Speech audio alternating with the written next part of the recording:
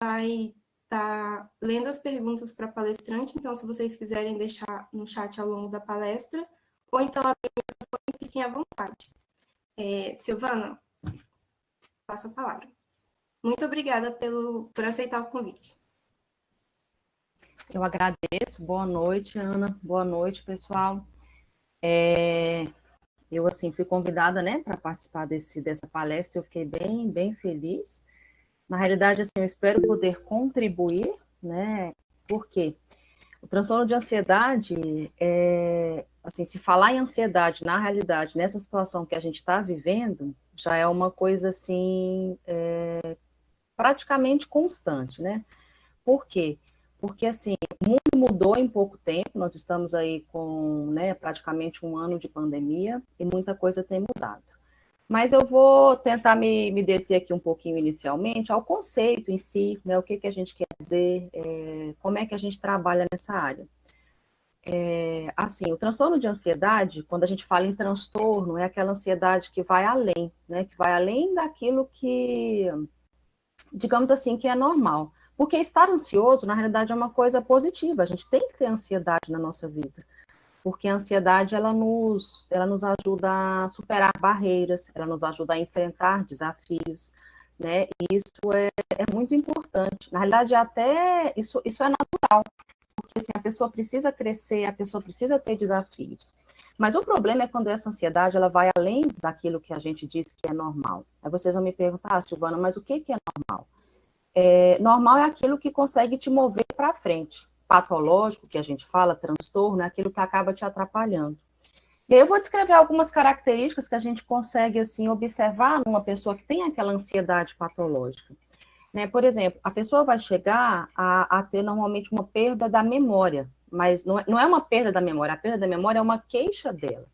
Só que a pessoa ela fica tão ansiosa, ela fica tão angustiada que ela não consegue fixar nada, ela não consegue prestar atenção nas coisas que ela precisa fazer no dia a dia. Então, assim, normalmente o ser humano chega para mim, ele fala assim, Silvana, não estou conseguindo lembrar de nada, a minha memória está ruim. E eu digo a ele, não. Na realidade, a sua atenção, a sua concentração é que não está legal.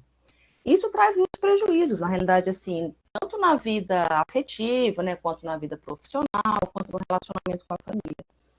E a gente tem que, na realidade, investigar, né, ver o que realmente está acontecendo.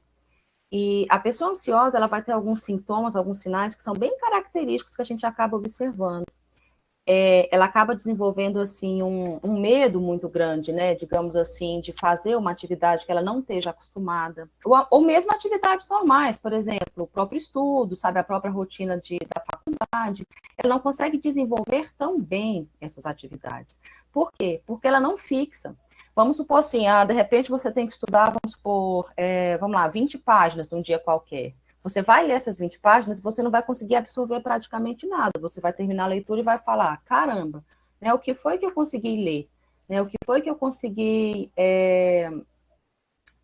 digamos assim, absorver em cima disso? Então, é uma coisa que a gente tem que ficar de olho.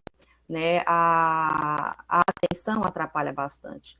Uma outra coisa que é interessante falar é que a pessoa que tem normalmente uma ansiedade patológica, ela acaba desenvolvendo assim um sintoma característico, muitas vezes uma sudorese. A mão, sabe, alguma extremidade do corpo acaba suando um pouquinho a mais.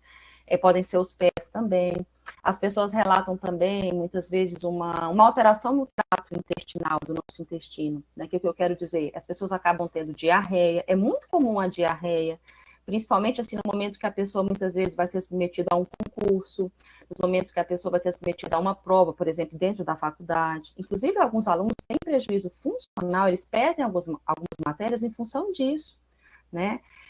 Outra coisa, por exemplo, que a ansiedade pode levar é aquela coisa que a gente chama de aumento da frequência cardíaca, né? Você, de repente, vai fazer alguma coisa, você percebe que o seu coração está acelerado, você percebe que o seu coração simplesmente começa a disparar.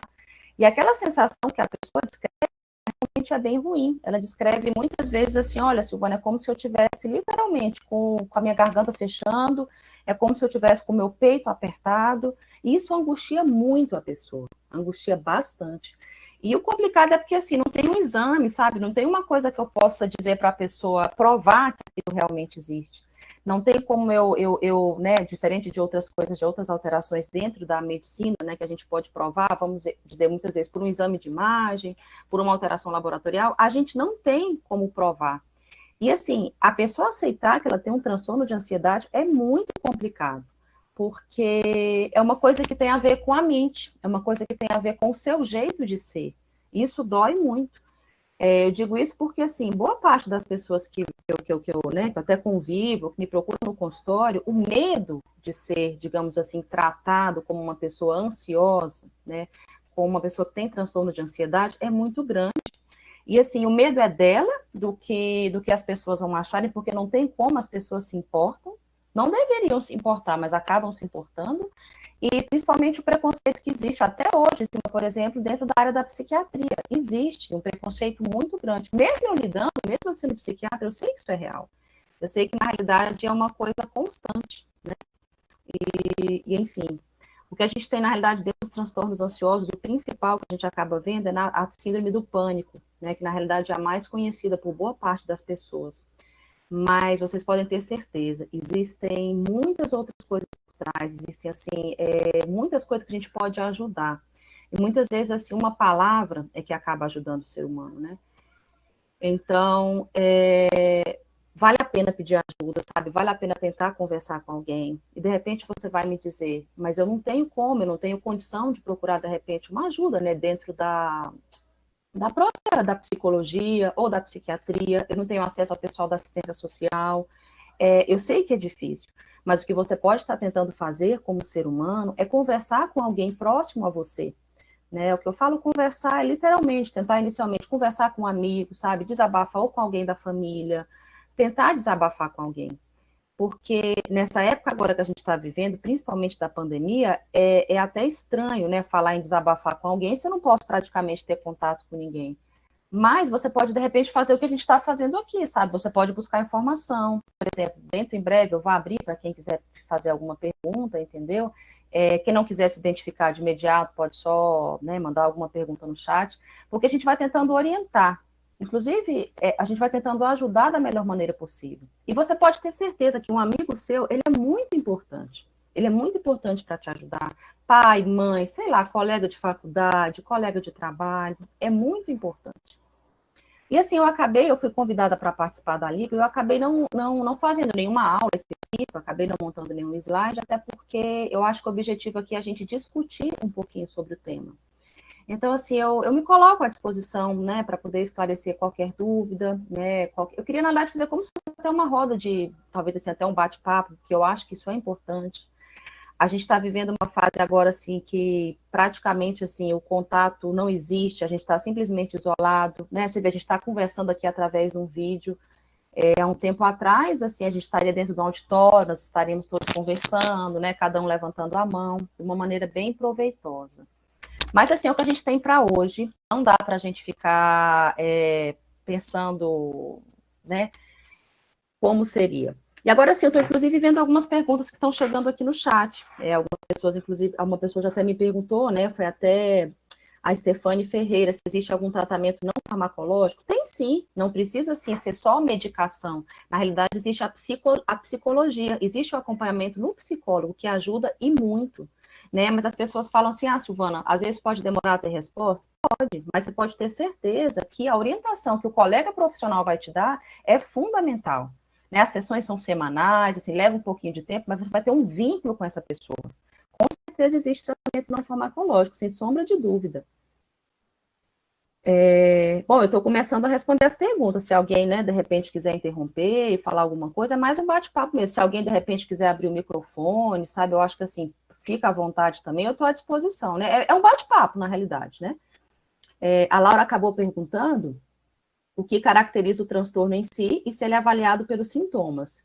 O transtorno em si, que a gente fala é exatamente o transtorno de ansiedade. Para a gente falar em transtorno de ansiedade, a gente tem que ter algumas manifestações que durem pelo menos 30 dias, mas assim, a gente vai ter normalmente uma taquicardia importante, o coração acelerado, a gente vai ter uma desatenção muito grande, você não consegue focar em nada, você não consegue prestar atenção em nada. A gente vai ter também, às vezes, uma sudorese excessiva. A pessoa vai reclamar normalmente assim, que parece que tem como se fosse um bolo na garganta. Muitas pessoas, inclusive, vão para emergência. A pessoa chega na emergência de um hospital, de um pronto-socorro, inclusive achando que vai infartar, nos casos mais graves, né, gente? Deixa eu especificar, nos casos mais graves, quando a gente pensa numa síndrome do pânico. Mas, normalmente, nos casos mais leves, ninguém vai para emergência, pelo amor de Deus. Não é porque a pessoa é ansiosa que ela vai para emergência, né? Então, assim, e a gente faz um diagnóstico diferencial, a gente acaba tentando ajudar a pessoa, mas o que a gente mais faz, literalmente, é falar, é ouvir a pessoa, é entender o que o ser humano está precisando, coisa que a gente não faz no dia a dia, né? Na realidade, a gente está no mundo digital já muito antes dessa pandemia, né? A Emily acabou perguntando aqui, né? Na realidade, assim, Ana, você quer repassar as perguntas? O que é que você prefere? Porque eu acho que estão chegando várias aqui no chat. Você prefere que eu vá lendo as perguntas para você? Pode ser, às vezes facilita em termos de controle, né? Para mim é diferente, porque às vezes eu vou pular alguma, né? Deixa eu ver, gente, isso vem da minha ansiedade, viu? Mas assim, não é uma ansiedade patológica, ou seja, é uma ansiedade que move. Eu estou, inclusive, falando isso para vocês, porque, para mim, vir apresentar essa aula, assim, me gera uma certa ansiedade, mas é aquela ansiedade que me faz seguir em frente. Eu poderia simplesmente desistir. Mas eu acho que vale a pena a gente tentar, digamos assim, trocar algumas ideias nesse sentido, e por isso que eu tô aqui, tá bom? Fica à vontade, Ana.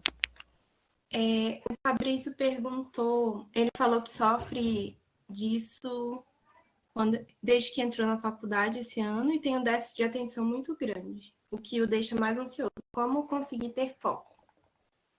Fabrício, na realidade, assim, você viu, eu acabei falando da faculdade, né? Esse déficit de atenção, ele vem exatamente pelo excesso de ansiedade. Então, assim, para você conseguir ter foco, o que acontece? Você vai realmente ter que procurar um profissional, né? Igual a gente está conversando aqui, falar um pouquinho com ele, e provavelmente ele vai acabar te prescrevendo o que a gente chama de ansiolítico. Silvana, uma medicação para ansiedade? Sim, mas assim, é importante, porque eu sempre digo o seguinte, mas assim, conversa com o profissional primeiro, porque o ansiolítico, eu falo o seguinte para a pessoa, é como se tivessem 10 luzes acesas na sua cabeça. Quando a gente começa a medicação, é como se essas 10 luzes passassem, por exemplo, para 8, entendeu?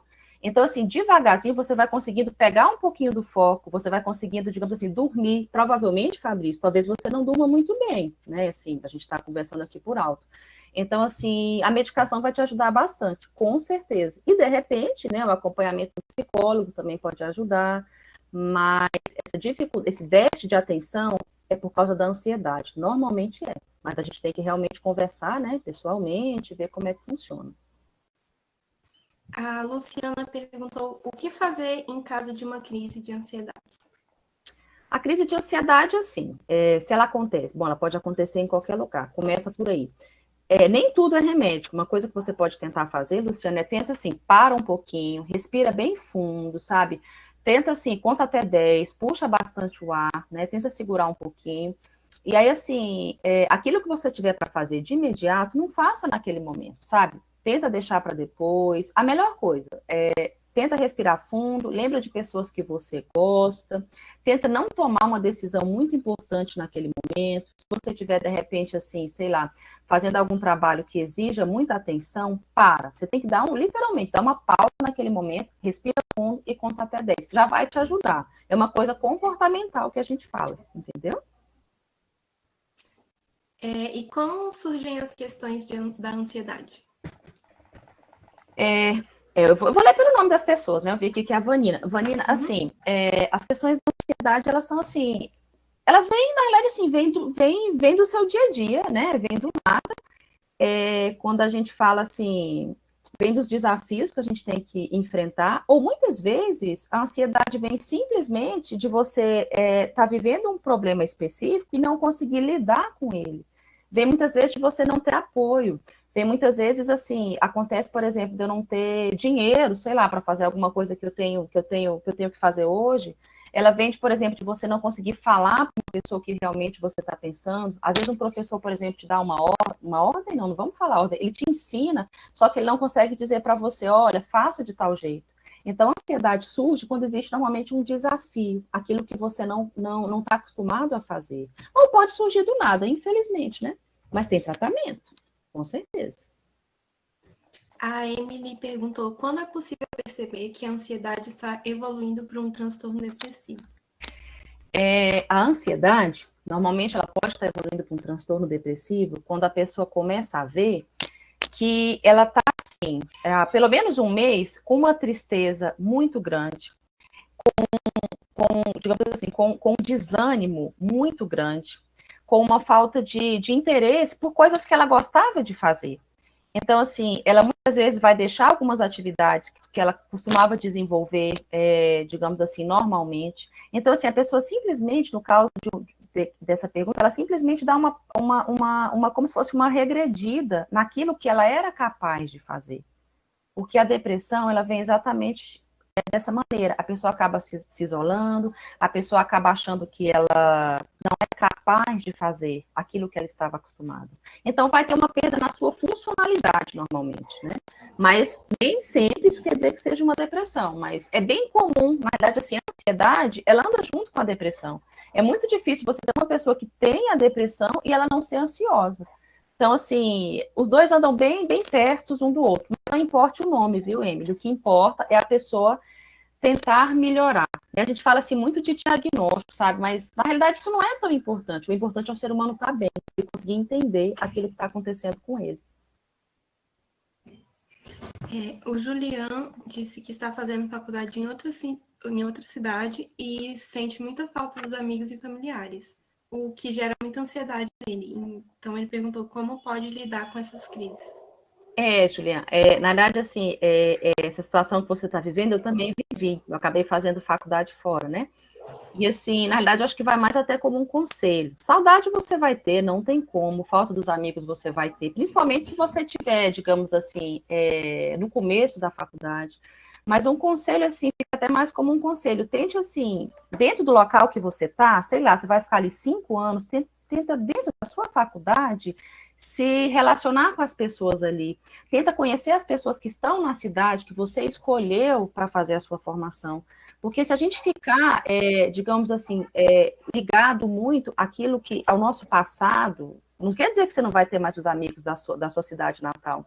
Você acaba sofrendo. Então, tente fazer vínculos ali, sabe, Julia? Mesmo que essas pessoas pareçam estranhas, porque, Silvana, acabei de conhecê-las, realmente elas parecem estranhas. Mas, assim, você vai ver que elas têm muito a te oferecer. Tenta, coisa simples, sabe? Nessa pandemia é difícil falar, não vou falar para você sair, né? Porque tá difícil, mas você pode, de repente, fazer contato, sabe? Você pode. Não, apesar de ter o isolamento, a gente tem como viver com algumas pessoas que a gente tem afeto. Dá sim, dá para ter contato com elas, de uma maneira mais cautelosa, mas dá. Tenta viver na cidade que você está agora. A saudade, a falta, eu vou te falar, essa vai amenizar. Mas aí, de repente, daqui, sei lá, 4 anos, quando você estiver terminando a faculdade, você vai ter saudade de onde você está hoje, você pode ter certeza. E esses amigos vão ficar, ó, para sempre. Amigos, assim, né? Alguns vão ser realmente amigos, outros vão ser só conhecidos, mas você vai ter saudade de onde você está, pode ter certeza, tá bom? A Catarina perguntou se você sabe dizer como está funcionando o atendimento público no CAPS, se tem atendimento psiquiátrico, psicológico, se precisa de um encaminhamento da UBS antes. Na realidade, assim, dentro dos CAPs, os atendimentos estão continuando, assim, com uma certa restrição, realmente, assim, o volume, né, reduziu, assim, não tem como, realmente, o volume reduziu, Catarina, mas, assim, eles estão continuando a fazer atendimento, né, e, assim, mas quanto à questão das UBS, realmente, os encaminhamentos têm que vir das unidades básicas de saúde. Por quê? Porque, nesse momento, eu vou ser bem sincero, assim, tá todo mundo meio que, né, de certa forma, meio que perdido. Mas os atendimentos estão acontecendo da mesma maneira que era antes, porque hoje na rede aqui em Brasília, praticamente Brasília e no entorno, tem que vir encaminhado da UBS, tem sim. Agora, sim, é até mais tranquilo, porque assim, os atendimentos no CAPS, eu vou ser bem sincera, eles acabam demorando muito, né?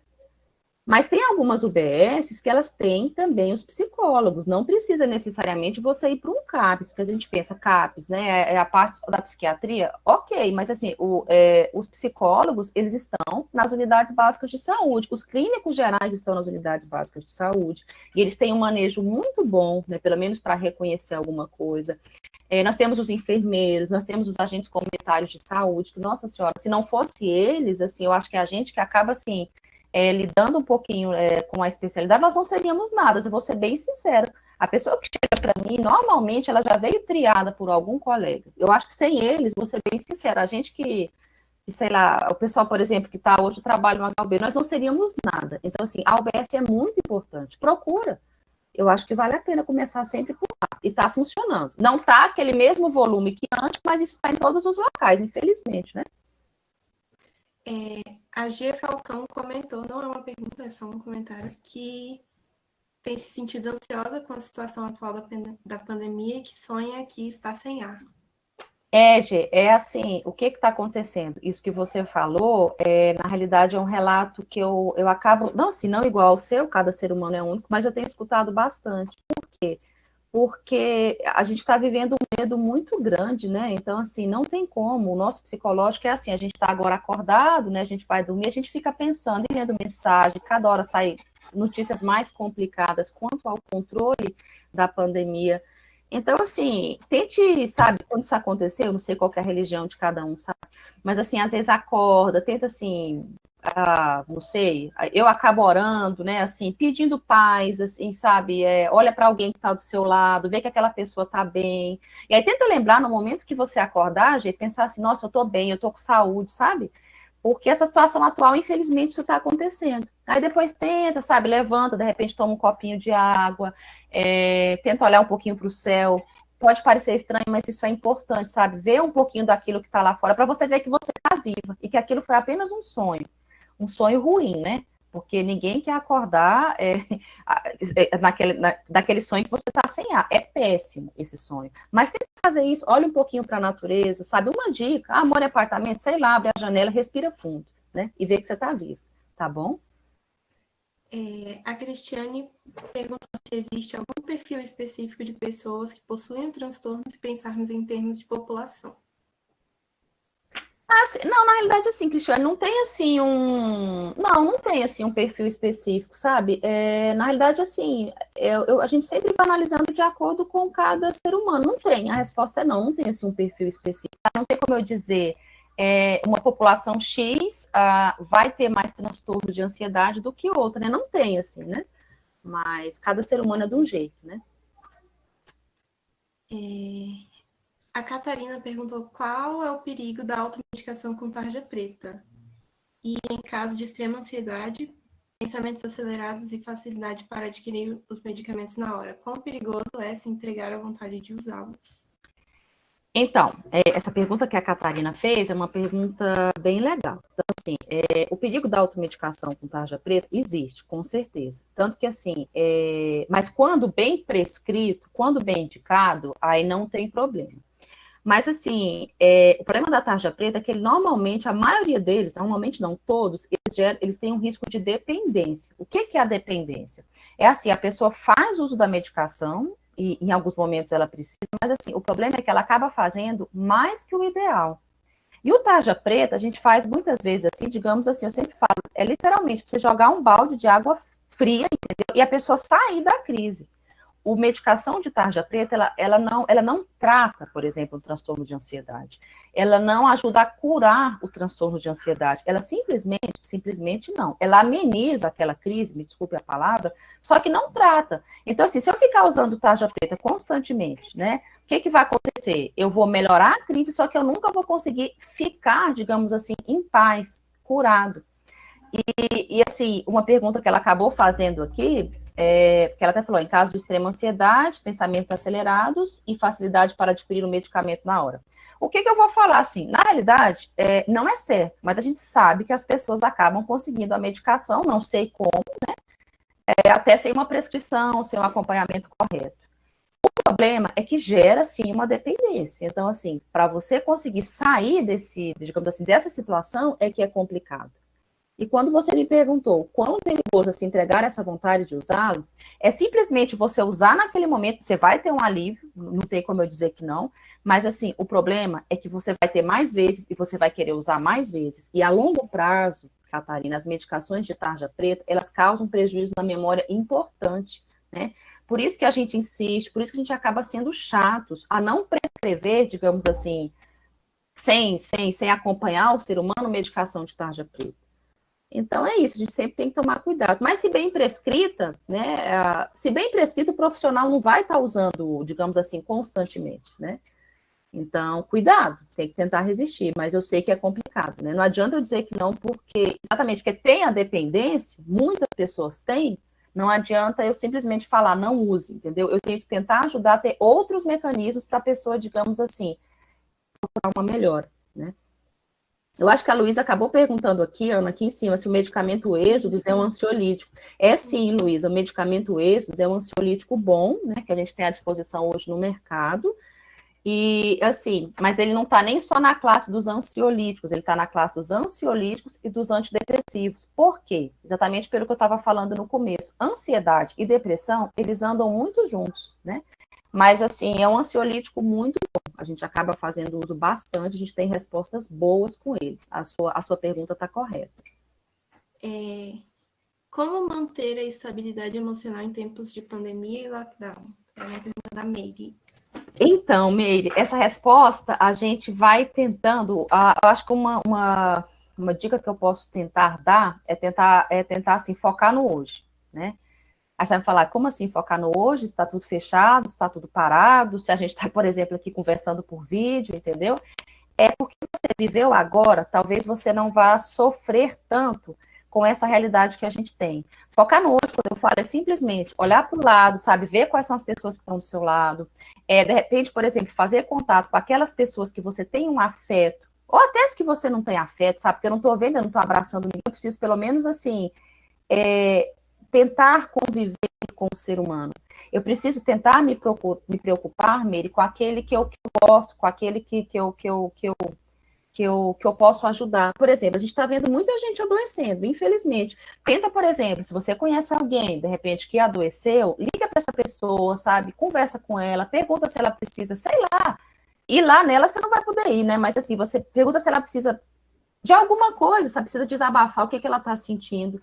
Porque não é fácil, vou ser bem sincera, assim, acho que tá complicado, mas a gente pode melhorar. Vive o hoje, tenta, se você puder, e aí dá para fazer, abrace aqueles que estão perto de você, aqueles que estão ao seu lado, a sua família, mesmo que seja, gente, uma pessoa. Se você tiver um animal em casa, aproveite o seu animalzinho, foque no hoje. Tente não pensar muito no amanhã. É estranho, mas é uma dica que eu acho legal. Foca no agora, tá bom?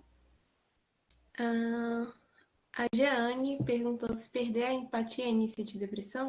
Perder a sensibilidade às pessoas?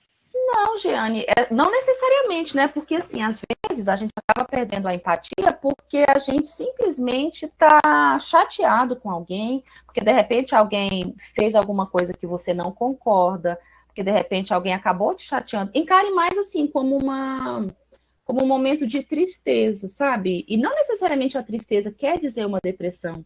Tenta encarar que às vezes assim é um período que você está chateado com a vida, você está, vamos usar aquela palavra, está literalmente sem vontade de estar convivendo, mas não necessariamente, não quer dizer. Você pode estar triste, literalmente, é uma tristeza, né? Perda de empatia quer dizer que eu estou triste porque eu reagi a alguma coisa que aconteceu comigo, tá bom? A Esther perguntou se a ansiedade pode gerar topofobia ou transtornos em outras áreas, por medo excessivo de ocorrência de eventos que não foram planejados. Na realidade, assim, se a ansiedade. Pode sim. Não sei se a Esther acabou perguntando aqui, né? Por medo excessivo de ocorrência de eventos que não foram planejados, como na pergunta. Ah, tá, a gravidez. Pode sim, pode acontecer. Mas, assim, não é, digamos assim, uma coisa certa. Na realidade, a ansiedade, ela pode gerar transtornos em várias partes, por exemplo, tanto na parte afetiva, sabe, quanto na parte da convivência, na parte do trabalho, na parte do relacionamento. Mas, assim, sempre pensa assim, Esther, cada ser humano é de um jeito, né? Então, assim, se você está passando por algum problema, sabe, nesse sentido, é a sua vida, é a sua maneira de ser. Então, assim, tenta conversar com alguém, sabe? Tenta perguntar, tenta falar o que você está sentindo. Quando a gente pensa, por exemplo, gente, numa gravidez não planejada, assim, não tem como julgar a mãe, não é fácil, sabe? Porque, assim, aconteceu, né? Até, vou ser bem sincera, até aquelas, quando a gente planeja a gravidez em si, ela já é digamos assim, difícil, sabe, da gente encarar todas as fases. Porque na gravidez existe o mito assim, é maravilhoso, é perfeito. Não é. Todo mundo que engravida vai ter algum problema, não tem como. Então, assim, dê tempo ao tempo, né? A gravidez não planejada, que a gente fala, talvez seja só no início. Depois, com o tempo, as coisas vão melhorar, né? E não tem como eu amar um serzinho, por mais que ele seja meu, de imediato, né? Ainda mais se eu não planejei. Mas não planejar, eu sempre digo, não planejar numa gestação, muitas vezes quando a pessoa fala isso para mim, eu digo para ela o seguinte, não planejar hoje quer dizer que você vai amar no futuro, sabe? Eu sempre falo para a pessoa, dê seu tempo, dê o tempo de você aprender com aquele serzinho, tá bom? A Jeane falou que trabalhou 3 anos em telemarketing e se tornou uma pessoa pouco paciente. Perguntou se esse tipo de trabalho pode ajudar a desenvolver depressão. Giane, na realidade, assim, eu não diria que o trabalho pode ajudar a desenvolver a depressão. Eu diria assim que, né, porque senão, bom, tem muita gente que trabalha no telemarketing e acaba sendo muito feliz. Eu diria que é a situação que hoje em dia a gente está vivendo, principalmente dentro de quem trabalha no telemarketing, que a pressão é muito grande. Então, assim, a pressão, assim, que eu falo, as pessoas pelo menos me contam, né? Que você não tem tempo para nada, assim, você está ali direto, né? Você não tem tempo, muitas vezes, nem para ir no banheiro, você não tem tempo para parar.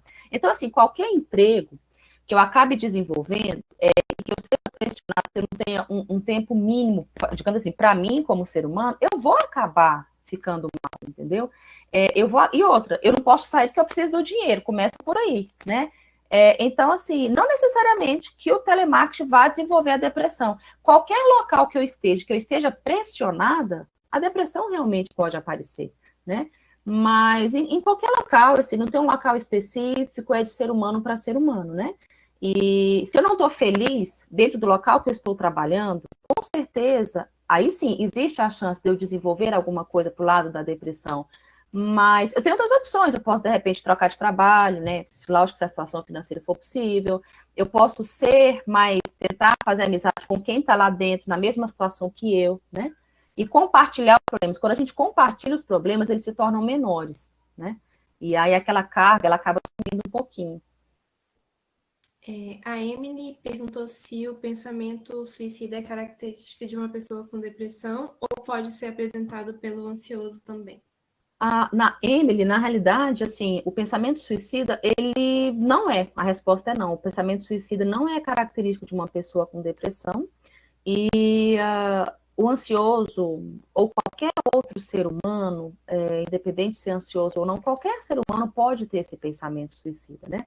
Então, assim, não tem uma patologia em si, não tem um diagnóstico em si que ele possa aparecer, né? Muitas vezes, assim, quando a gente fala em pensamento suicida, assim, é sempre uma caixinha de surpresas, né? A gente tem que, na realidade, conversar com aquele ser humano para entender o que realmente é esse pensamento suicida. Às vezes é um mal-estar, às vezes eu estou extremamente cansada, sabe? Às vezes eu estou chateada porque, de repente, eu fiz alguma coisa, eu planejei alguma coisa e não deu certo.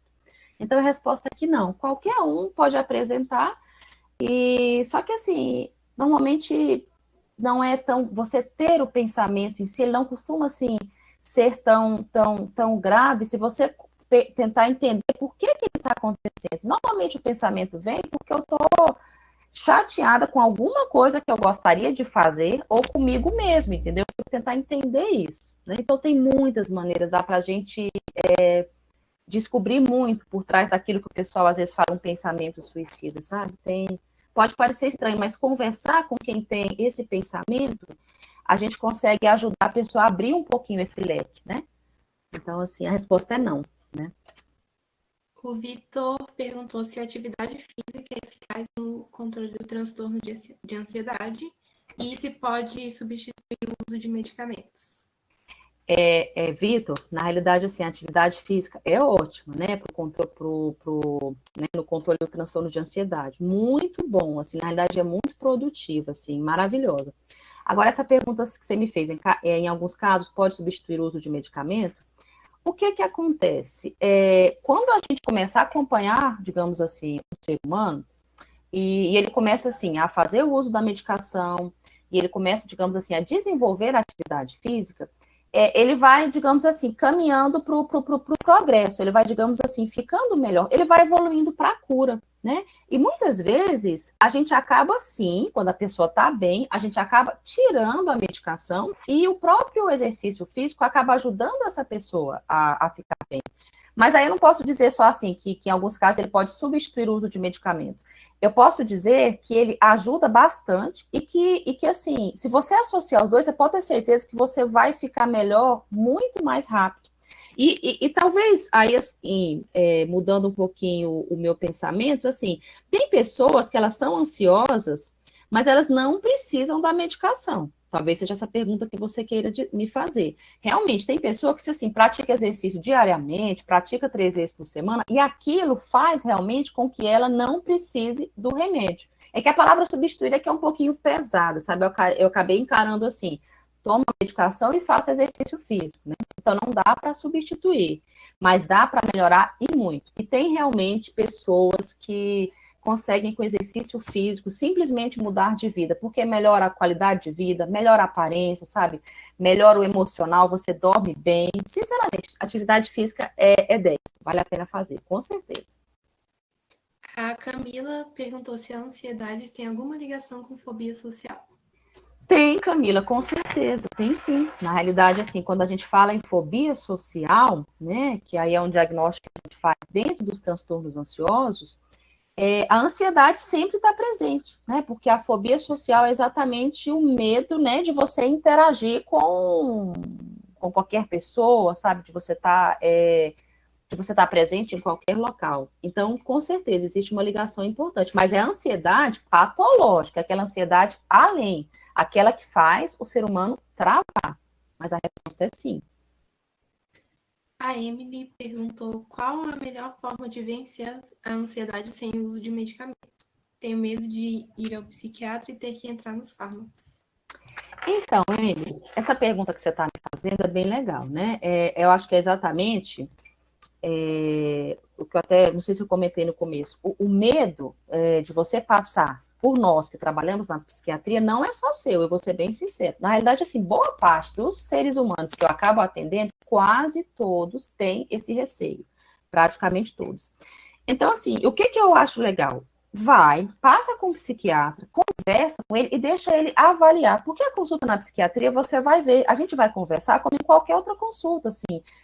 A diferença é que a gente vai entrar muito é na sua rotina de vida, é no seu dia a dia, é tentar entender o que você faz, entendeu? Então, a gente vai tentar ajudar a compreender o porquê que você está sofrendo daquela maneira. E assim, se o psiquiatra resolver entrar com fármaco, né, existem vários no mercado, ele vai te explicar, a gente vai explicar o porquê que a pessoa precisa fazer uso da medicação, a gente vai explicar o que a medicação faz. Aí você pode dizer, Silvana, mas os fármacos podem ter efeitos colaterais. Sim, podem, né? Mas assim, se esses efeitos, digamos assim, colaterais que a gente fala, que todo mundo tem medo de ter, vou ter dependência? Não, não vai ter, já digo isso. A gente tem como manejar, mas eu te garanto que um remédio bem prescrito por um colega, os benefícios vão ser muito grandes, se tiver realmente necessidade. Então, um conselho, Emily, faça a consulta, tente ver como é que é. E assim, é um profissional que simplesmente vai estar ali para te ouvir e tentar te ajudar. Se você não quiser tomar, você não vai tomar, você pode ter certeza, ninguém vai te obrigar, né? Então, a primeira coisa é o livre-arbítrio, mas eu acho que vale a pena, sim, você, né? Você, ou se alguém que de repente você conhece, que esteja precisando de ajuda, eu acho que vale a pena procurar, tá bom? A Meire falou, como a psicologia ou a psicanálise podem ser de ajuda ao transtorno de ansiedade generalizada e ao uso de medicamentos? Nossa, Meire, né, na realidade, assim, a psicologia, ela pode ajudar bastante. Por quê? Porque não adianta, em alguns casos, quando a gente pensa, por exemplo, no transtorno de ansiedade generalizada, o que acontece? Normalmente, quando a gente realmente faz o diagnóstico, a pessoa vai precisar do medicamento? Vai, com certeza. Mas, assim, o medicamento que a gente prescreve, o que acontece? Ele vai, digamos assim, ele vai melhorar os sintomas, que são aceleração do coração, a sudorese, a falta de ar, a diminuição da memória. Só que, assim, a maneira de ser daquele ser humano, ela não vai mudar com a medicação. Não adianta eu chegar e falar, olha, né, vamos supor, dona Joana, a senhora vai tomar essa medicação aqui e vai resolver tudo. Não vai, porque eu vou estar mentindo para essa pessoa. Porque o psicólogo, ele entra aí na terapia ajudando a você entender o porquê que aquilo está acontecendo. Porque o transtorno de ansiedade generalizada, ele, quando a gente começa a manejar um pouquinho ele, você vai ver que tem algumas coisas que pioram um pouquinho essa crise, e tem a ver com a nossa maneira de ser, tem a ver com o nosso comportamento. E é possível mudar. E muitas vezes, para mudar, eu preciso de alguém literalmente me empurrando ali, falando, ó, presta atenção nisso, olha, como é que você está fazendo isso? Mudar não é fácil, não. E quem tem o TAG, que é o transtorno de ansiedade generalizada, pena muito. Você pode ter certeza que a associação é fundamental e vale a pena, né? Com certeza. A melhora ela é mais rápida, ela é mais, ela surge um pouquinho mais de efeito porque você está vendo que você está mudando dentro de você mesmo. Vou ser bem sincera, o remédio, ele apaga o fogo, mas o comportamento, quem vai mudar, é o acompanhamento há mais tempo, né? Tá bom? A Fernanda comentou que os exercícios físicos são um remédio para ela e que esses últimos meses ela se sente ansiosa e estressada e que funciona como um refúgio. Funciona muito bem para ela. Nossa, Fernanda, você está de parabéns. Inclusive, gente, é legal que a gente possa observar, né? Acho que até para todos o comentário dela. Se a gente puder fazer exercício físico, realmente é maravilhoso, sabe? Porque, assim, é um momento de lazer, é um momento que você se dedica a você mesmo. Por exemplo, nessa época da pandemia, a gente fica fechado, a gente fica todo mundo preso. Na hora do exercício físico, é o seu momento, é o momento que você tirou para você. Você está de parabéns, assim, super vale a pena, assim, eu acho que quem puder fazer, ótimo.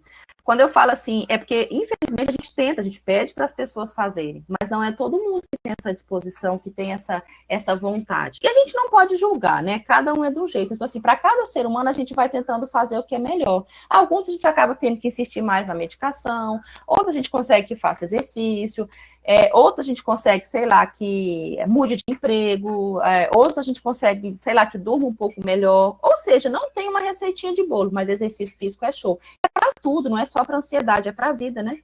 Quem puder fazer tá mais que certo. E de parabéns. A Catarina perguntou qual a fisiopatologia do transtorno da ansiedade, resumidamente.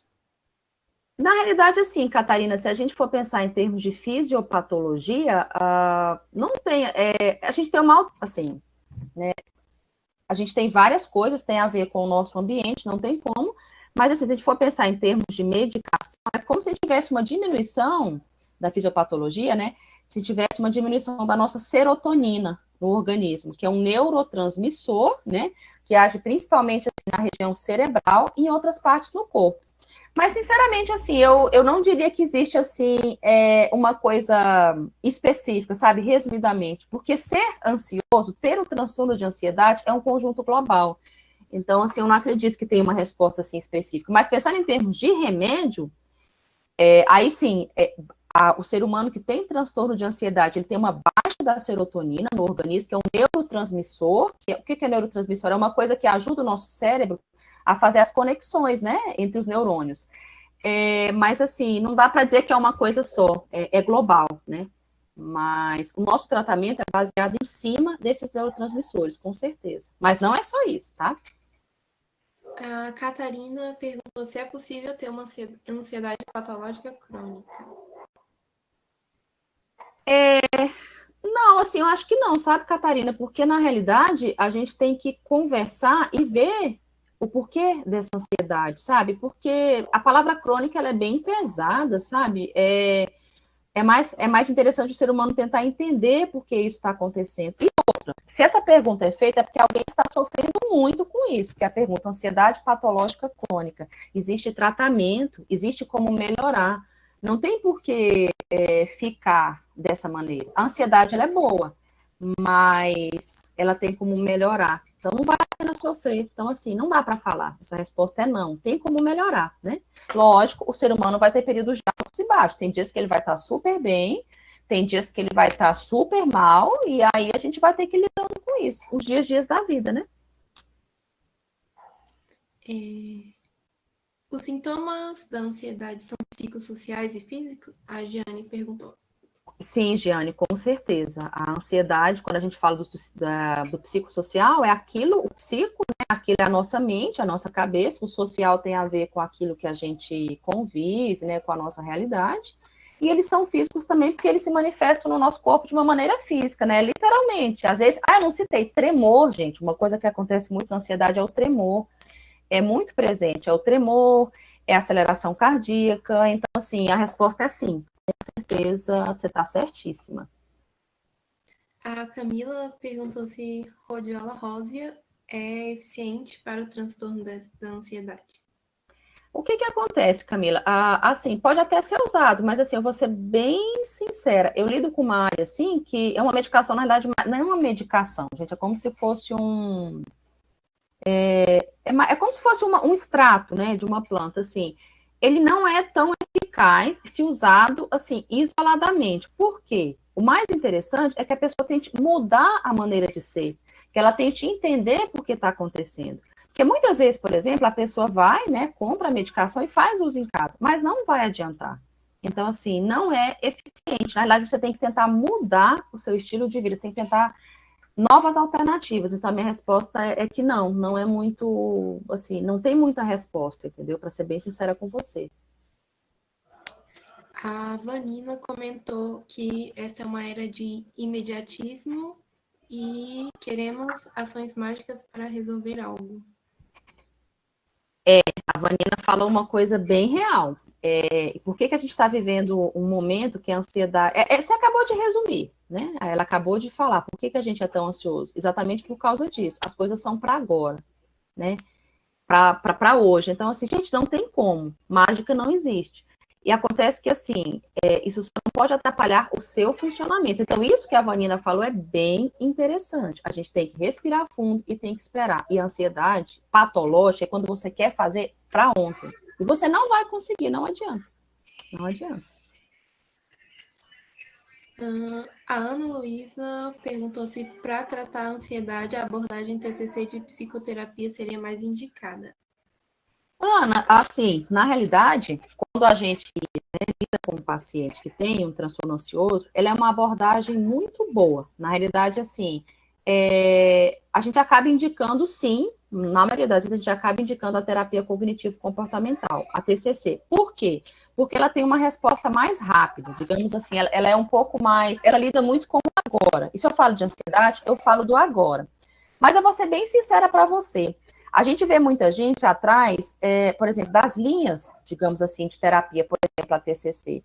E se você tiver uma empatia boa, com um profissional bom, com um psicólogo que seja, digamos assim, do seu agrado, você pode ter certeza que você vai evoluir bem no tratamento. Não necessariamente na TCC. Por quê? Porque todo psicólogo, aquele que é bem formado, que você gosta de trabalhar com ele tem uma formação generalista, entendeu? Então, assim, ele é capaz de ajudar. E é muito difícil o acesso para todo mundo de uma abordagem específica, sabe? Porque hoje em dia é difícil você escolher a abordagem, sabe, em vários locais. Então, assim, ela é bem indicada, a TCC, não sei se eu fui clara.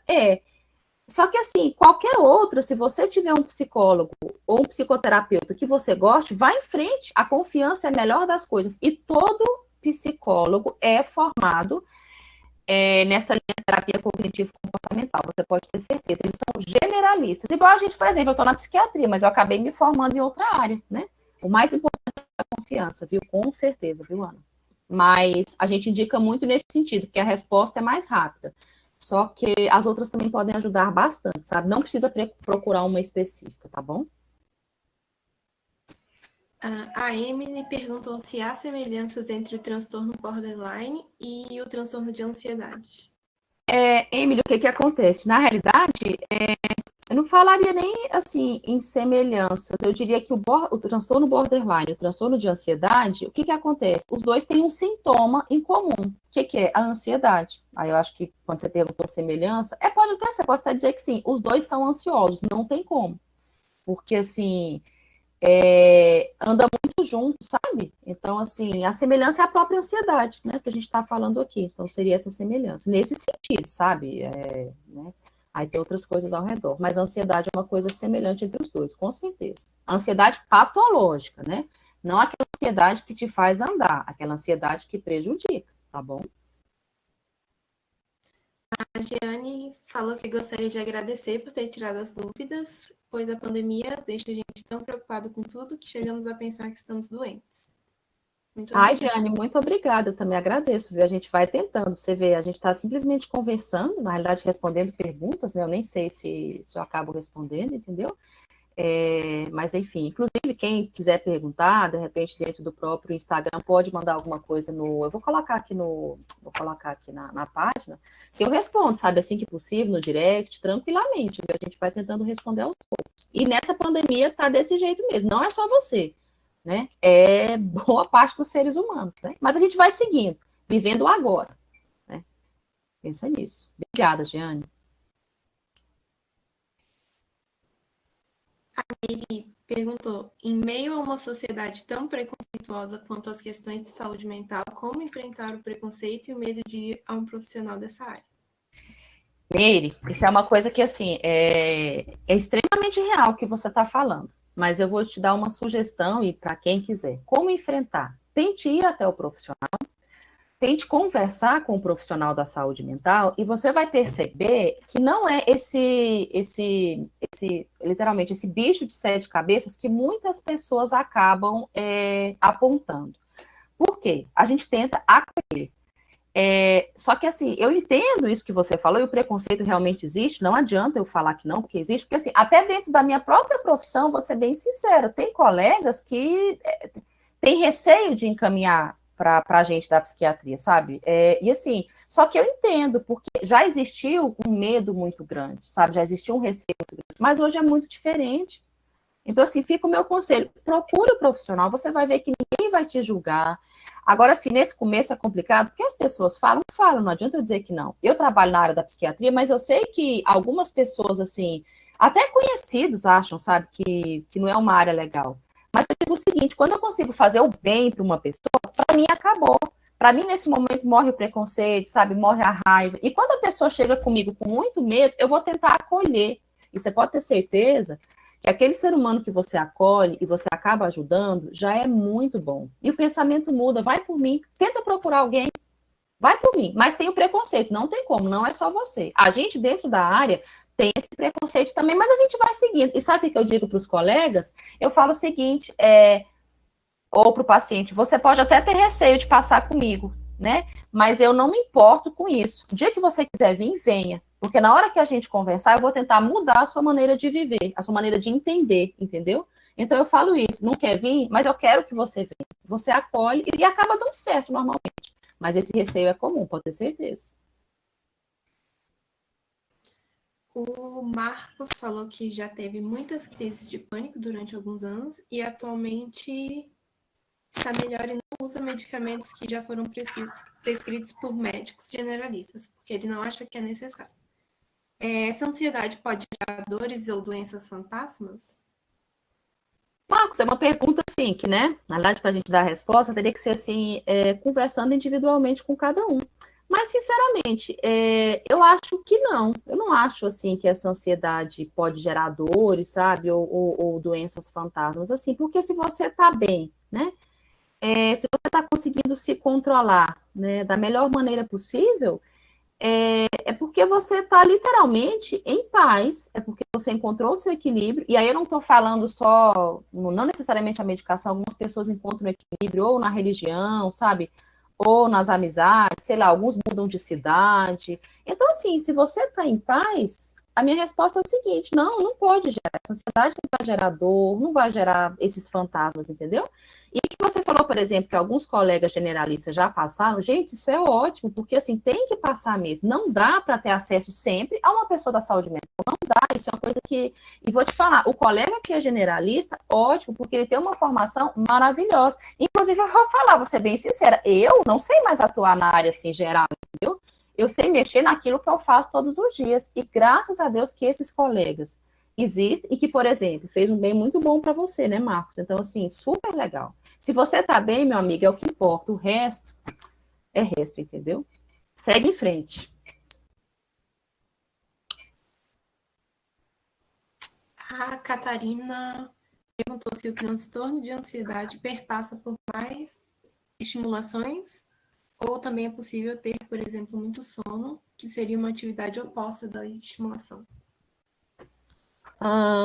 Na realidade, assim, você normalmente, Catarina, vai ser ao contrário. Então, assim, o transtorno de ansiedade, a pessoa costuma não ter muito sono. É ao contrário, ela acaba estando mais desperta, ela acaba estando mais ligada. É assim, raramente ela vai ter um pouco mais de sono, entendeu?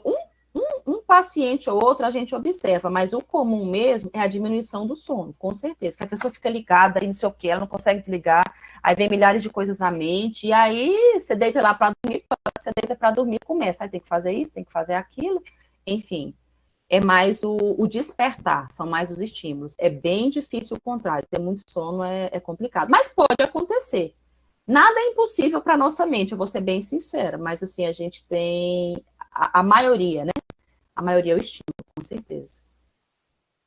Tem várias pessoas elogiando e agradecendo aqui nos comentários. Gostaram da dinâmica. E a Bruna perguntou Obrigada, gente. Obrigada. Eu espero que bom. se terapia é algo que nem todos têm acesso devido ao preço, fora o CAPS. Tem algum serviço na rede? Sim, Bruno, na realidade, o que acontece? Nós temos, assim, muitos serviços, inclusive dentro você pode até procurar na internet, dentro dos serviços das faculdades de psicologia, sabe? Existe bastante, por exemplo, que agora eu não vou lembrar o nome. As faculdades de psicologia, se você jogar na internet, você vai ver que elas têm o pessoal que está, inclusive, se formando em psicologia. E esse pessoal, assim, eles não fazem o acompanhamento, digamos assim, do paciente sem supervisão. Não, pelo contrário, eles fazem o atendimento e, assim, já estão praticamente se formando, já são psicólogos, eles têm uma prática muito boa e eles têm a supervisão. E esse atendimento, ele é ofertado de uma maneira gratuita. Ou, assim, uma faculdade ou outra, acaba que você paga um valor, digamos assim, um pouco mais simbólico para que a pessoa possa, digamos assim, para que a faculdade possa se custear. Mas esse serviço existe, é o serviço que a gente fala que é social, que o pessoal da psicologia faz. Você pode procurar, assim, que tem muito, sabe? Você joga na internet, faculdade de psicologia, aqui em Brasília, ou no plano piloto, ó, ou no entorno, você vai ver que tem muitas faculdades, sabe? Você joga, você consegue ver. A Unieuro, eu acho que tem, que agora me fugiu o nome. Então, assim, tem várias, entendeu? Dá para fazer, e tem esse serviço, e é muito bom. É bom para quem está ali praticamente se formando, né? E é bom para a pessoa aprender, né? É bem legal, vale a pena, viu?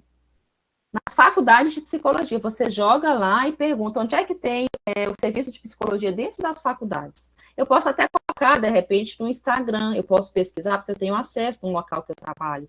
De repente, eu posso colocar um post, eu acho que isso vai facilitar, né? Os endereços, os locais, eu acho que é uma boa, né? Quem quiser, acho que vale a pena. Eu vou fazer isso, tá bom?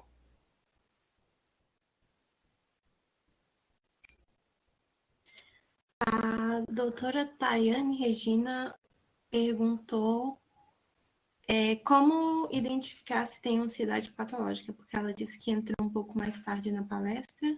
Somente o diagnóstico médico ou tem alguns sinais e sintomas que podem nos ajudar a identificar? Tayane, normalmente assim, quando a gente pensa, por exemplo, na ansiedade patológica, a gente pensa assim, é aquela ansiedade que literalmente, quando a gente conversa com a pessoa, ela simplesmente ela impossibilita que ela consiga seguir o seu caminho. Aí a gente fala, por exemplo, de sinais. Esses sinais normalmente vão vir pelo menos há uns 15 dias, sabe? Aqueles sinais clássicos, assim, que, por exemplo, a pessoa chega para você, ela vai falar assim, olha, eu não dou conta. É uma falta de ar muito grande, muitas vezes é um suor nas mãos, né? É muito grande. A pessoa chega para você e fala assim, Silvana, não estou dando conta, a minha memória está simplesmente horrível. Na realidade, não é a memória, é a atenção dela, que ela não está prestando atenção em nada. Ela chega para você e fala assim, parece que tem um bolo na minha garganta.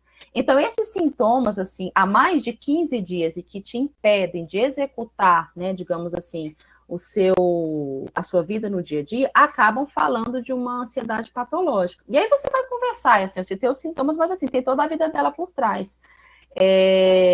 Atrás disso, né? E lógico, gente, estou falando isso também, quando a gente atende um paciente nesse sentido, eu vou ter que investigar. Quando a gente fala, por exemplo, o paciente chega comigo extremamente ansioso, obviamente que eu vou ter que descartar se ele não está tendo outras coisas por trás, gente. Nem tudo é ansiedade. Às vezes o paciente, por exemplo, sei lá, tem um problema na tireoide. A tireoide é uma coisa que, assim, quando os hormônios estão alterados, ele pode sim, né, ter um quadro ansioso importante. Uma outra coisa que pode acontecer é alterações em alguns eletrólitos que a gente tem no nosso organismo. Então, assim, a gente descarta algumas causas, mas, assim, a maioria das vezes é o psicológico, né? Então, assim, é o que manda, né? Psicológico é tudo, com certeza. A Vanessa colocou aqui no chat o usuário do Instagram, né? @psiquiatriasilvana com Y, quem quiser seguir lá. Muitos elogios. E a Luísa indicou um livro que fala bastante sobre transtornos de ansiedade de uma forma mais científica, que chama Cérebro Ansioso. A Bruna falou do anúncio aqui, olha, Ana, que ela falou. Eu tinha visto um anúncio da Anhanguera sobre atendimentos remotos gratuitos com estudantes de psicologia. Olha aí que eu estava falando. Eu vou colocar na página lá no Instagram, eu vou colocar. Mas é exatamente isso, Bruna. Existe, entendeu? Existe. E não só na época da pandemia, não, gente. Tem sempre. Olha só, sempre tem gente se formando, não tem? Então, assim, sempre tem. E para eles é bom, e para a gente também. Eu indico bastante dentro lá da UNB, com certeza. Eu acho que super vale a pena. Ó, o IESB também. Eu esqueci. E o IESB é lá do lado onde eu trabalho, porque realmente eu não. Gente, eu tenho problema de atenção. Tá? Não é memória, mas eu realmente esqueço as coisas. Isso é normal para mim. Não é patológico, né? Enfim. Tem várias faculdades, o pessoal citando aqui o MIP, o UNB, o DF. Ó, várias, super legal. Entra no site, gente, procura, sabe? Tem telefone, sabe? Porque hoje em dia, né, você está tendo atendimentos online, assim como a gente está fazendo aqui, não precisa nem ir até o local, entendeu? Se fosse no passado, eu ia falar, não, vai lá perguntar. Mas no momento atual, entra, liga, insiste, entendeu? Sempre tem, com certeza. A Emily perguntou: ansiedade durante o sono? Acordo no susto com pensamentos acelerados, duros, falta de ar e coração acelerado, no meio da madrugada. Ah, tá. Pois é, aí, Emily, o que acontece? Nesse caso, realmente é interessante procurar um profissional e ver o que está acontecendo. Porque, assim, quando a gente fala, por exemplo, de acordar no susto, uma vez ou outra a gente acaba observando, vendo se vai se repetir. Mas provavelmente está acontecendo várias vezes. Então, assim, nesse caso, realmente é interessante sim procurar um profissional. Porque aí provavelmente vai sim ter uma intervenção, ou só medicamentosa, eu acho que provavelmente o psicólogo vai ajudar, enfim, ou vale a pena procurar, vai por mim, porque está te atrapalhando. É isso que eu falei, aquilo que é patológico. Não é mais só um sonho, é uma coisa que eu acordo e está vindo várias vezes, senão você não está me colocando aqui. Procura ajuda, eu acho que vale a pena. A Giovana falou que quando teve a primeira crise parecia um infarto, falta de ar, dor no peito, parecia que não conseguia puxar o ar. Giovana, é literalmente, isso que você está descrevendo aí, é isso que as pessoas falam, é muito parecido com infarto. E o que acontece? A pessoa sente isso e, assim, parece literalmente que está morrendo. Então, assim, muitas vezes a pessoa vai procurar emergência, isso é muito comum. E, assim, ela é atendida, né? Chega lá, o colega atende e tal. E aí, o que acontece? Quando a pessoa chega com esses sintomas, por exemplo, na emergência, o pessoal vai fazer alguns exames, né? Claro, vai fazer o exame físico, vai auscultar o coração, e aí faz um eletro, e aí ela vai dizer, não, olha, por exemplo, Giovana, você não está infartando. Aí ele vai dizer para você, isso é uma crise ansiosa. Então, assim, gente, pensa o tanto que é difícil a pessoa escutar isso, né? Você chegou lá achando que está morrendo, o cara fala, não, você não está morrendo. Então, assim, é muito difícil para o ser humano, porque ele fica sem graça também. Ele fala, gente, eu estou sentindo tudo isso, e a pessoa vem dizer para mim que é coisa da minha mente, da minha cabeça. bem complicado. Por isso que muitas vezes a pessoa passa na emergência, ela não vai procurar a gente que trabalha na saúde mental. Ela não vai, porque ela fica com receio e acaba se sentindo, de certa forma, até incapaz. Porque, poxa, como é que isso está acontecendo? Eu achei que ia morrer, não vou morrer. Mas eu falo para a pessoa, quando eu atendo alguém lá no consultório, eu falo o seguinte: olha, é muito melhor isso ter acontecido, você ter tomado esse susto e você saber que hoje você está vivo. Eu falo para a pessoa, para mim é muito fácil, você chegou até mim, eu já sei que você não vai morrer. Quer dizer, não vai morrer, né? Digamos assim, da falta de ar, do susto do infarto. Eu falo para o ser humano, eu ainda agradeço. Que bom, ainda falo para ele, que bom que você veio até mim. Para mim é até mais fácil, eu sei que você não vai morrer. O colega já me ajudou muito. Só que eu entendo que esse desespero que você teve, ele simplesmente paralisa. E a pessoa, gente, tem vergonha de sentir isso, muita vergonha. Mas acontece. E com o tempo, quando as crises param de acontecer, fala, gente do céu, como eu tô melhor hoje, entendeu? Mas não é do dia para a noite, não, demora um pouquinho. E realmente isso acontece. Isso que a Giovana falou é característico. Às vezes a pessoa não vai para emergência também, não, porque não é sempre que dá para ir para emergência. E aí cada um reage de um jeito, entendeu? A Bruna perguntou como agir quando alguém próximo está tendo uma crise de ansiedade. Uma coisa que você pode fazer, chega até ela, Bruna, o que você fala? A primeira coisa, você não. É complicado você chegar para a pessoa que está tendo uma crise de ansiedade, falar assim, calma, né? Por quê? Pode parecer estranho, mas eu aprendi isso, porque ela não vai acalmar. A primeira coisa que ela vai falar, nossa senhora, chega, tenta assim, fazer um contato com ela, pergunta assim, como é que eu posso te ajudar? Né? Será que eu posso pegar um copo d'água? Será que, assim, se der, tente pegar na mão dela, se ela for alguém próximo a você, se for alguém, sei lá, no meio da rua, dona fulana, vem cá, chega aqui perto de mim, acolhe essa pessoa. Se tiver, sei lá, uma cadeira para ela sentar, senta aqui. Aí você vai enrolando, você vai conversando coisas com ela, assim, que ela possa ver que você está querendo ajudar. Porque a pessoa com uma crise de ansiedade, o que ela mais precisa é que alguém olhe para ela e que alguém converse com ela, né? E não julgar. Então, assim, acolha, sabe? Tá precisando de alguma coisa? Me dê a sua mão. Você quer um copo d'água? Às vezes, sei lá, sente aqui. Coisas bem que parecem simples, mas que, nossa, faz um bem enorme. É acolher. Se ela precisar, tá chorando, sei lá, vai pro lado dela, pergunta por que você tá chorando, entendeu? Acolhe, da maneira que você puder. Dá um doce, sabe? Faz o que você puder. Converse com essa pessoa, não vire as costas e deixe ela só. Porque aí sim a crise vai piorar, com certeza. A Jeane perguntou se a pessoa pode ir direto para um psiquiatra sem passar pelo psicólogo. Pode, Giane, tranquilamente. Aí é uma coisa que, né, é indiferente. Ela pode procurar tanto um quanto o outro. Ela tem que procurar aquele que ela se sente bem, sabe? Inicialmente. Então, assim, é indiferente. Assim, a gente trabalha em áreas parecidas e, assim, no final das contas, a gente vai tentar acolher do mesmo jeito, sabe? Só que cada um da sua maneira. Tanto faz. Você pode ir aonde você achar melhor. Contanto que você vá, tanto faz, tá? E não necessariamente, se a pessoa que não tem acesso a um psiquiatra, a um psicólogo, gente, a gente tem muitos profissionais. Nós temos os fonos, a gente tem o pessoal da fisioterapia, a gente tem, por exemplo, dentro dos postos de saúde, os ACS, são os agentes comunitários de saúde, a gente tem os enfermeiros, nós temos os técnicos de enfermagem. Então, não precisa, quem não tem acesso, chegar, eu preciso chegar no psiquiatra, preciso chegar no psicólogo. Não, você vai chegar naquele que vai conversar com você primeiro, porque aí ele vai te abrir a porta.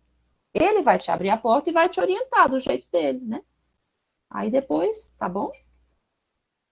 Ou com o amigo do lado, você pode conversar com o amigo do lado também, dizer o que você está sentindo, né? Desde que você desabafe e não guarde para você, Jean, tá bom? A Emily falou que tem hipotireoidismo e a ansiedade pode ser em virtude disso. Geralmente essa condição causa mais cansaço, não situação de alerta, como a ansiedade. Pode, Emily. Exatamente assim, o que acontece? O hipotireoidismo, a gente tem uma baixa, né, nos hormônios da tireoide, que é essa glândula que a gente tem aqui, né? Então, assim, pode. Inclusive, a gente tem que ficar de olho. O paciente ansioso, sabe, a gente tem que pedir alguns exames, dentre eles os da tireoide, que eu acabei falando rapidinho lá em cima, que geram, sim, esse quadro que a gente fala, esse cansaço. E esse cansaço pode ser ou só pela falta do hormônio, ou pode ter ansiedade junto também, mas normalmente você está certíssimo. O hipotireoidismo não tratado gera um quadro de cansaço. Inclusive, muitas vezes, ela tem um quadro depressivo, né?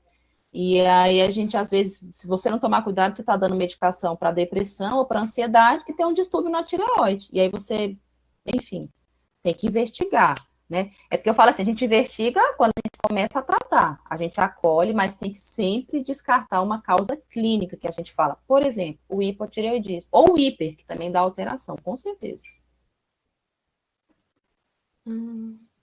A Gabriela perguntou como posso lidar com o transtorno de personalidade sem ajuda de psicólogo.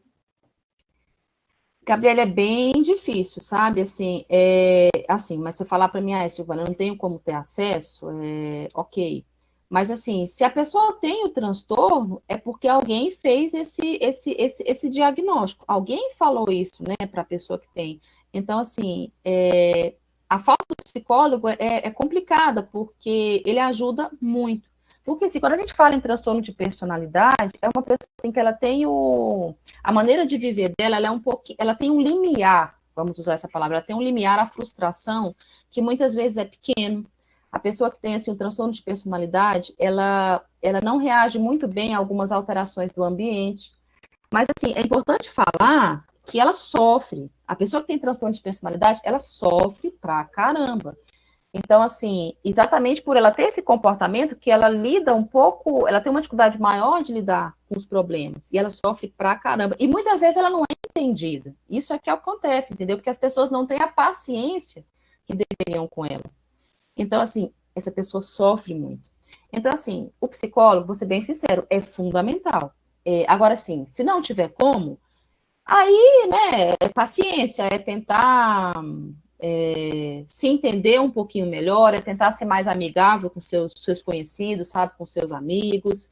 Mas nesse caso, o transtorno de personalidade, realmente o psicólogo é fundamental. Mas se não tiver, gente, cada um tem uma situação econômica, vamos viver a realidade, né? Então tem que ser mais amável, tem que tentar ser mais. Leia sobre o assunto. Quem tem um transtorno de personalidade, vai ler, vai procurar alguma coisa. Porque você vai identificando algumas coisas que podem te fazer um ser humano melhor, se você não tiver como ter assistência do profissional, né? A Ana Júlia perguntou como parar de descontar a ansiedade na comida. Olha, Ana, o que que acontece? Não é fácil. Por quê? Porque assim, mas é possível. Então, assim, para isso acontecer, é interessante que a pessoa seja realmente avaliada, né, por um profissional da área da saúde e ver se essa ansiedade que você está descontando na comida, ela não é patológica. Porque às vezes eu vou comer muito porque eu estou ansiosa. Quer dizer, eu como muito porque eu estou ansiosa, normalmente. E aí não tem como. A gente precisa, sim, do acompanhamento de um profissional para que ele possa, de repente, procurar uma abordagem medicamentosa para diminuir essa fome em excesso, vem da ansiedade em excesso, para diminuir essa ansiedade. E o colega, por exemplo, na psicologia, ajuda muito também a você arrumar coisas diferentes para que você não desconte tudo na comida, entendeu? São mecanismos mesmo. Ao invés de comer, eu vou fazer outra coisa, entendeu? Mas aí, nesse caso, realmente, é interessante fazer uma avaliação, né? Porque não tem como. Quem está ansioso, realmente, a maioria das vezes acaba comendo muito. Tem um ou outro que come menos, viu, gente? Isso acontece. Mas a maioria das vezes come mais. Mas tem gente que perde o apetite, né? Acontece. A Catarina falou que às vezes, quando sinto uma extrema ansiedade na noite, acordo como se estivesse de ressaca, como se meu cérebro tivesse esgotado a bateria. Tem alguma correlação? Como é que quando ela tá muito. Sim, tem alguma correlação, sabe por quê? Porque você simplesmente, quando a gente vai dormir e você tá muito ansiosa, você não desliga, entendeu? E assim, na verdade, assim, essa ansiedade muito grande é literalmente o que você falou, é como se o seu cérebro tivesse esgotado a bateria, porque você não desligou. E muitas vezes, assim, a pessoa, quando ela está muito ansiosa, ela não vai atingir, Catarina, todas as fases do sono, que eu não vou citar aqui, a gente tem várias, entendeu? A pessoa, quando ela está muito ansiosa, muitas vezes, assim, se você passar no quarto, o que, que vai acontecer? Você vai. Por exemplo, eu estou muito ansiosa, eu deitei. Se você passa no quarto, a pessoa desperta, entendeu? Se tiver, sei lá, mãe em casa, o pai. Então, assim, só que você desperta e não sabe, porque o seu sono, ele não tem qualidade. Você não dorme bem. Então, realmente, você acorda literalmente quebrado, é a palavra que a gente pode usar, com certeza. A Ariane perguntou se a ansiedade em excesso pode causar tontura ou vertigem. Pode, inclusive assim, quando a gente pensa, inclusive, é até um diagnóstico que é diagnóstico assim, até diferencial, porque, Ariane, o que acontece? Você tá, às vezes, tão ansioso, assim, quando a ansiedade é tão grande, tem gente que chega a desmaiar, sabe? Tem gente que a ansiedade está tão grande que literalmente bate o carro, sabe? Tem gente que tropeça, entendeu? Acontece, realmente, assim, acontece. É uma coisa que, né, não tem como a gente... Acontece. A resposta é sim, pode acontecer.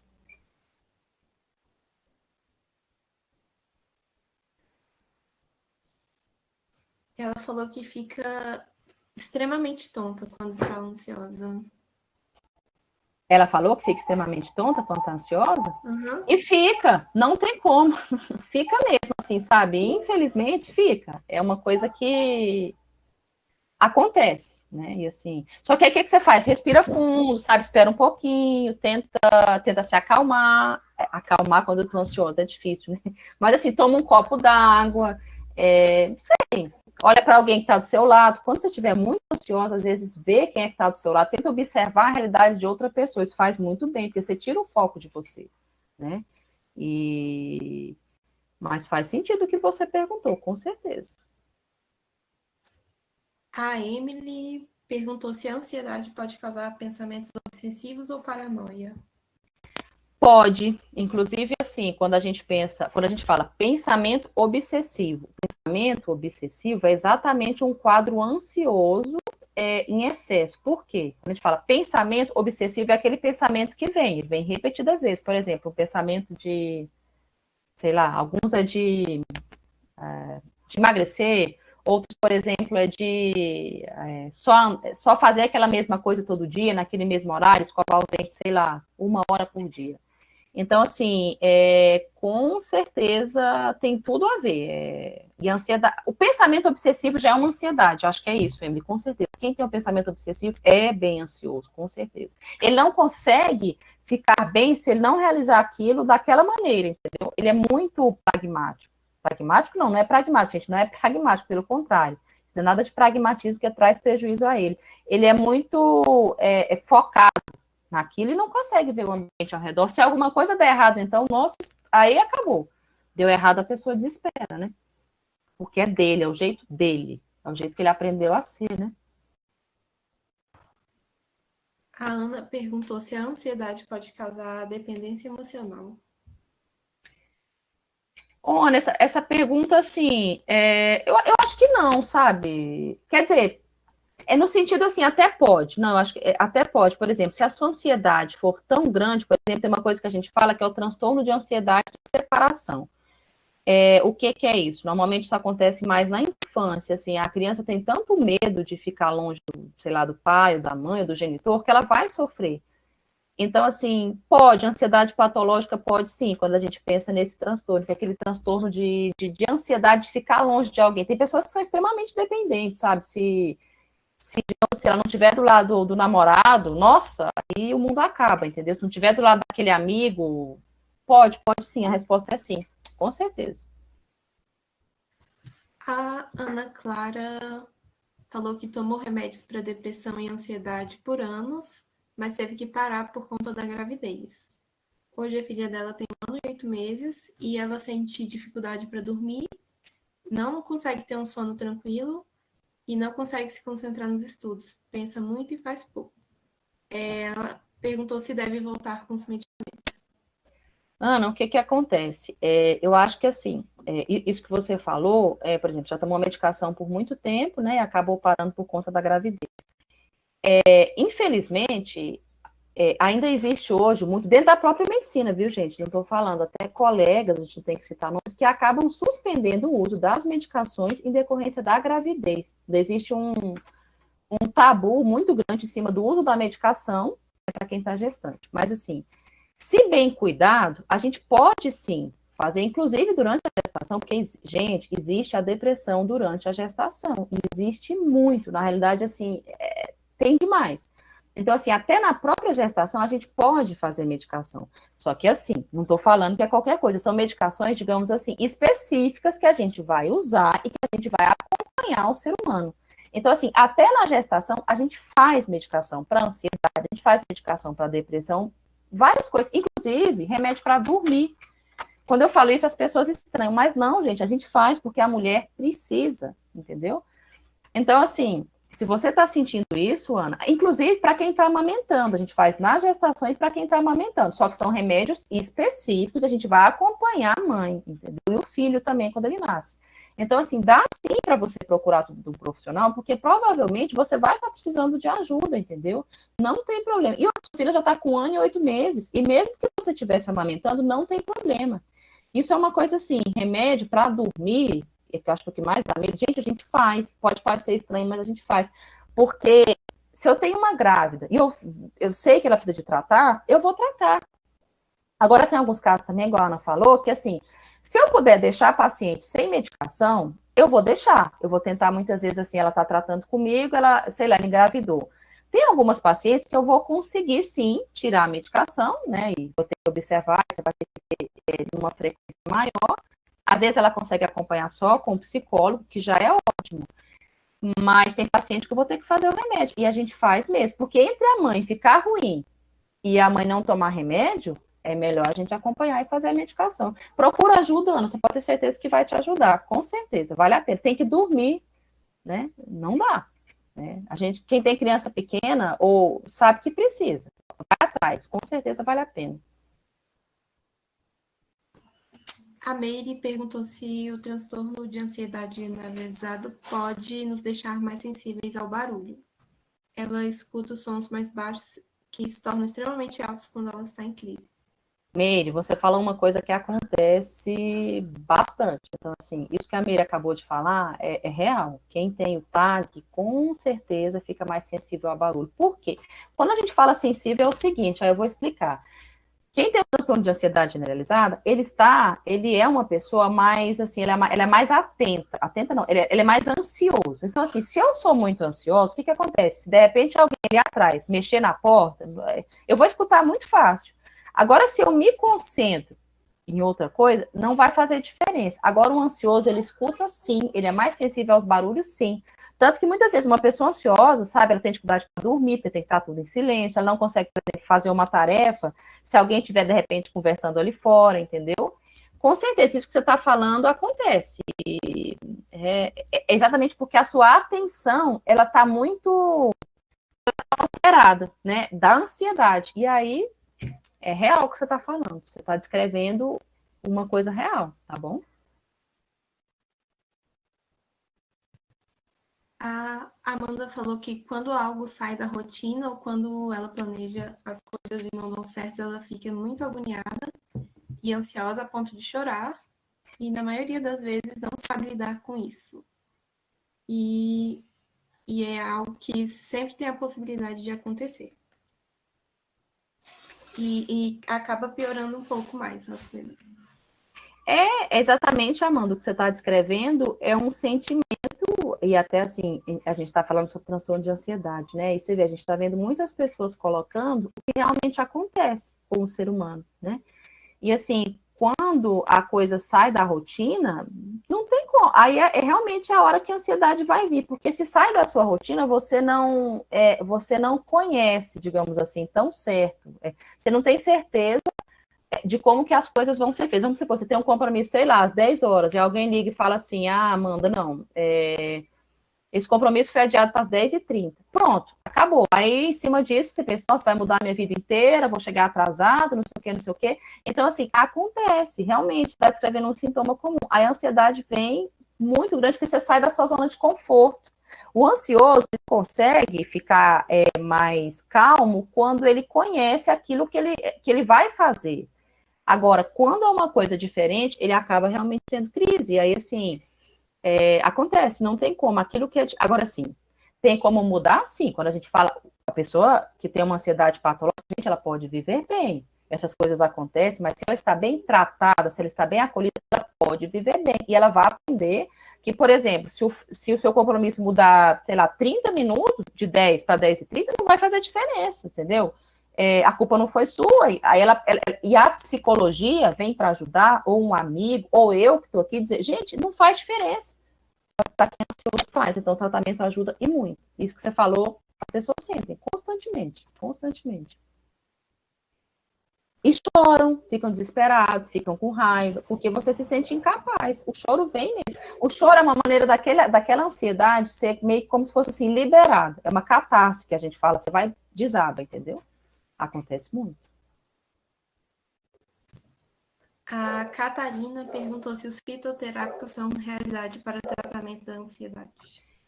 O que acontece? Existem, e eu acho o seguinte, se bem, eu, por exemplo, Silvana, não prescrevo porque, assim, eu lido com as medicações que são os psicotrópicos, né, e que é essa linha que eu acabo trabalhando. Mas eu vou ser bem sincera, Catarina, existem os fitoterápicos, e, assim, tem pessoas que são plenamente habilitadas para lidar com eles, entendeu? E eu acho que, assim, eles são benéficos, sabe? Porque, para mim, o que importa, se a pessoa tá bem, gente, não é que ela tem que tomar um psicotrópico que eu passo, não.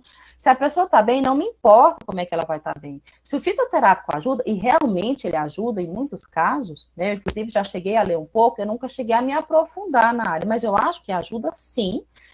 É importante a pessoa estar bem. E assim, se o colega sabe manejar o fitoterápico, maravilha. Se o ser humano está bem, melhor ainda, entendeu? Então, assim, não importa como que a pessoa está bem. Eu acho que vale sim. Inclusive, eu recebo muita gente fazendo uso do fitoterápico. O que eu falo? Eu falo o seguinte, olha, se a pessoa estiver bem, eu vou deixar, né? Assim, obviamente, quando chega até a gente, vou precisar fazer mais alguma coisa, né, da minha área, e eu vou deixar o fitoterápico. Não tem problema para mim. Gente, ela está bem, ela confia, ela já gosta do profissional que prescreveu. Para que eu vou tirar? Entendeu? A não ser que eu eu ache, sei lá, que possa ser prejudicial, entendeu? E que a pessoa ache que só o fitoterápico vai resolver. Mas para alguns resolve, viu, Catarina? É um mistério, a mente é um mistério. Se a pessoa está bem, ok. Mas se só com um fitoterápico a pessoa percebe que precisa de mais, aí realmente tem que procurar, né?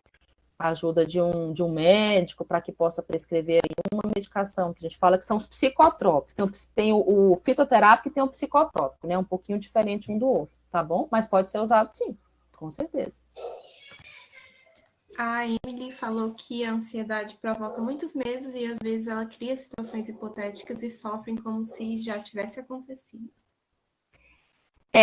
E isso, Emily, é um pensamento que a gente pode falar como se fosse aquele pensamento antecipatório, né? É assim, a pessoa, quando ela é muito ansiosa, o pensamento antecipatório é o seguinte, é o que você acabou de descrever. Na verdade, a pessoa imagina que uma coisa vai acontecer sem nem saber se aquilo realmente vai acontecer. Só que o pensamento antecipatório, qual que é o problema? O ser humano, ele vai imaginar aquilo que é bom. Não, ele vai imaginar aquilo que é ruim e difícil para ele. Por quê? Porque a nossa mente, ela nos coloca nas situações de dificuldade, sabe? E o pensamento antecipatório é isso, sabe? A sua mente vai criar uma coisa difícil para exatamente você ficar mais ansioso, exatamente tentar bloquear a sua capacidade de reação. E isso acontece demais, assim, infelizmente. E quando a gente lida, por exemplo, eu estou falando aqui, é exatamente isso. A gente tenta mostrar para a pessoa que esse pensamento, quando eu falo assim, para uma pessoa ansiosa, por exemplo, volte para o agora. Por exemplo, eu falei da pandemia, né? E eu acho que esse tema ansiedade é interessante nesse sentido. Voltar para o agora, viver o hoje é a coisa mais importante na situação de pandemia, na situação de transtorno de ansiedade. Porque se eu conseguir focar no agora, eu não vou sofrer com um pensamento antecipatório do amanhã. Só que não é fácil, não. Estou falando aqui, mas, assim, na prática não é fácil, né? Então, assim, e quando a gente faz uso da medicação, literalmente eu estou bloqueando, assim, entre aspas, como se fosse a química cerebral para que a pessoa consiga ficar mais estática. Eu digo para as pessoas, gente, quando eu medico, a pessoa fala assim, eu vou ficar... sei lá, eu vou ficar bobo. Falei, não, você não vai ficar bobo. Só que assim, a pessoa fala assim, eu vou ficar passado. Eu falei, não, você vai simplesmente, de 10 luzes, ficar, sei lá, 7, 6, para que você consiga viver. Porque se você tiver muito estímulo na sua cabeça, você não consegue fazer nada. Você não consegue. Você fica parado, você não conclui nada. E não é porque você não sabe, você sabe. Só que você não está conseguindo se organizar. Então, isso que você falou é característico na ansiedade, né? A tal da ansiedade antecipatória, esses pensamentos, exatamente isso. A Esther falou que já passou muito por isso de não poderem desmarcar com ela, que ela se sentia isolada, sem importância no ciclo social e acabava se isolando mais ainda. E é exatamente esse ciclo que a gente acaba fazendo, esse ciclo vicioso, né, Esther? Porque é isso que eu falei, a gente se sente menos, e é isso que você falou, se pensar, a pessoa desmarcou comigo porque, exatamente o que você falou, porque eu não tenho importância, mas na realidade não. Ele desmarcou, sei lá, quando a gente consegue perceber, ele desmarcou porque ele teve um problema X. Aí eu, na minha cabeça, tenho que pensar, não posso fazer nada, eu não tenho como mudar. A culpa não é sua, porque ele desmarcou, porque ele teve aquele problema. Só que aí eu tenho que parar de me importar mais com o que o outro pensa e se importar com o que você pensa. Aí você tem que pensar, não, desmarcou, ok, vou tentar fazer outra coisa, vou tentar me organizar. E ele desmarcou, pensa o seguinte, Esther, o problema é dele que não vai ter o contato com a gente, sabe? Mas é difícil a gente pensar, eu tô falando isso de falar para as pessoas ao longo do tempo. O que a pessoa vai fazer, eu não sei, só que a gente se chateia. Se chatear é natural, só não pode atrapalhar, entendeu? Quando o compromisso for marcado. Falar, paciência, você tem que achar outra coisa para fazer naquele momento. Por exemplo, ficar sem fazer nada é tão bom, né? A gente não se toca quanto a isso. A gente tem milhares de coisas para fazer, mas às vezes a hora que alguém desmarcou um compromisso, você fica sem fazer nada. Dá esse prazer para você, porque a gente não pensa em fazer isso, né? A cabeça é cheia de coisas. Nós somos ansiosos, na realidade, né? Então, acabaram as perguntas, Silvana. Eu queria agradecer você pela disponibilidade, por ter respondido, e agradecer a participação do pessoal. Eu que agradeço, Ana, agradeço a todos que estão presentes aqui, né? Não vou poder ajudar, me coloco aí à disposição, a gente pode continuar conversando aí pelo Instagram. E, bom, estou aqui, né? Fico feliz que a gente possa ter feito uma parceria legal, viu, Ana? Muito obrigada aí também, viu, pela mediação. Obrigada. Obrigada pela Vanessa também, que está escondida aí atrás, mas eu agradeço. Eu que agradeço pela participação, foi ótimo. Obrigada. Muitos elogios. Obrigada. Então é isso, pessoal. Tchau. Até a próxima. Boa noite para